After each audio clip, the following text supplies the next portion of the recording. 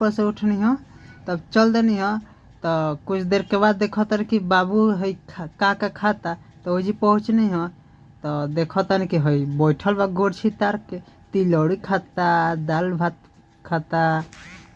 ओकर बाद अपना मगन में फिट बाटे, खाना खूब खाता। हमारा क्यों नहीं खाता कहत तो हम वीडियो बना के चल गनी हाँ। तला माई कहती है कि पूजा कर जाए के बाद तो आगे से मंदिर पर डॉक्टर भवानी मंदिर पर तो हम वीडियो बनाए लगनी हाँ। हमारा माई पूजा करे लगल है तब कहने की पूरा वीडियो बना ली। तो जय माँ डॉक्टर भवानी देवी गज गनी है सन तो पूरा हम वीडियो बना लेनी है। हमारी माई पूजा करे लगल है। ओकरा बाद देखा तनी कि दूगो पंडित जी ठड़ा बनी लोग तब घूम घूम के पूरा वीडियो करन। तो हई नारियल लेजी फोड़ाला रोलो देखो तनी दोनों इ नारियल लेजी फोड़ाला। डॉक्टर भवन इ मंदिर हवे ये जी 17 तारीख से मेला स्टार्ट होला, बड़ा भीड़ लगला। हई बाबा हई हई बजरंग बली हम पूरा वीडियो माने विस्तार से कहनी हाँ। ओकरा बाद कहने कि थोड़ा इन्हें आगे घूमे तो आगे देखने कि देवता लोग सब बा तो वो वीडियो बना लेनी है। कहने थोड़ा हम अपन वीडियो में चेहरा मंगा ली तो अपन चेहरा भी मंगा लेनी है।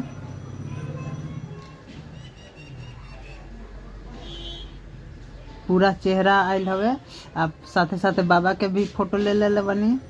अब देखी अंदर कहनी हम मंदिर के अंदर तो कहने कि तनी बाबा के साथ वीडियो बना ली तब बाबा यही जी बनी तब वीडियो बनल तब बाबा स्माइल देता नहीं देखी माँ डॉक्टर भवानी बनी पीछे देखिए पूरा वीडियो बना लेनी है। तब सोचने कि अब थोड़ा आगे बढ़ी तब फिर मन कैल तब फिर मैया के फोटो खींच लेनी है। ओकर बाद पूरा वीडियो बने विस्तार से देखिए अब पिछला कैमरा से बनाए लगनी है। कहने कि अब अपन फोटो आ गए यही में बाबा के थोड़ा फोटो खींच ली पिछला कैमरा से तब बाबा घंटी बजा लगनी है, हम वीडियो करे लगनी है तब बाबा खुश होनी है। अब देखिए जी धूप चढ़ला हमार माई होते ठड़ा बिया सामने मंदिर में। हम बहरी से वीडियो बनाते नहीं कोने पूरा मंदिर के खींच ली तब पूरा मंदिर के वीडियो कर लेनी पहले बाबा निकल तनी पूरा मंदिर के बहरी आ गनी है। तो बाबा बहरी घूमे लगनी है हमार गाड़ी होते लौकती है सामने। ओकरा बाद गनी है तो खाली पूरा घूम के वीडियो कर ली घूमत घूमत रहनी है पूरा मंदिर के खींच के। ओकरा बाद देखा कि मेला के स्टार्टिंग होता है पूरा मेला बाजार में हम पूरा घूमनी हम मेला में। अभी मेला नहीं खेला गल तो अभी शुरुआत होता 17 तारीख से 17/4/2024 वो दिन से मेला लगी। तो कहने कि आजे घूम ली तो देखा तन कि मेला खातिर लोग सुर खार कैले बा।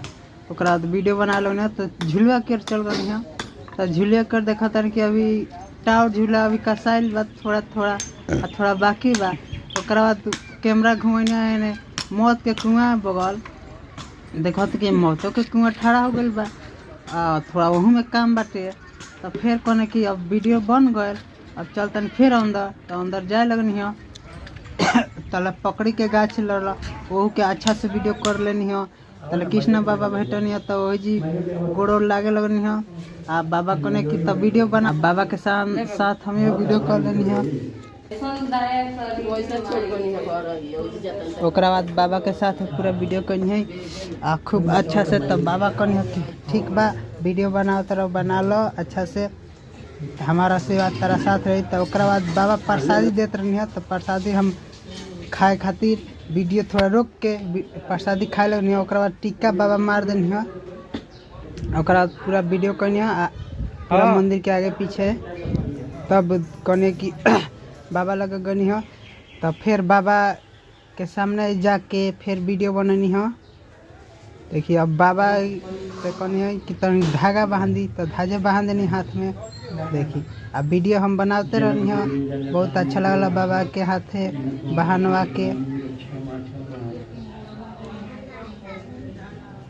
देखिए बाबा बहुत खुश बनिया बहन के हमरा हाथ में कि हमरा बहुत शांति से पूजा पाठ भइल। अब देखिए पूरा हम वीडियो खींचे लगनी है ओकर बाद सोचने कि पूरा वीडियो कर ली तो पूरा वीडियो कर के ओकर बाद बहरी थोड़ा निकलनी है तब फिर कहने की वीडियो बना तब फिर मंदिर के पूरा की वीडियो बनाए लगनी है। ओकर बाद थोड़ा बहरी गनी है हम अपना गाड़ी के पास आ गनी है। ओकर बाद देखने के थोड़ा